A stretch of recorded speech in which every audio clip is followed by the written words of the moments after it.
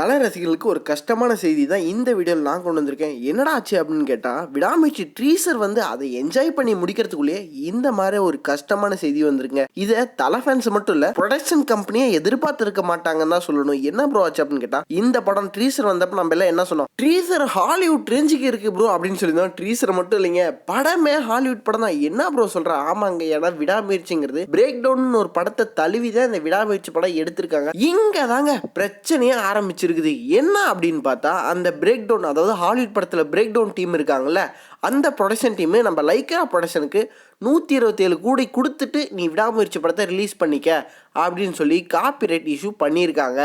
இவங்க 127 கோடி கொடுத்தாதான் விடாமுயற்சி இப்போ வரும். ஏன்னா விடாமுயற்சி வந்தால் 500 கோடி எவ்வளோ வேணால் வசூல் பண்ணிட்டுமே, அது தேவையில்லை. ஆனால் இவங்க 127 கோடி கொடுப்பாங்களா, படத்தை ரிலீஸ் பண்ணுவாங்களா, இல்லை திரும்பவும் விடாமுயற்சியை கடப்பில் போட்டுருவாங்கங்கிறது நம்ம பொறுத்து இருந்து தான் பார்க்கணும்.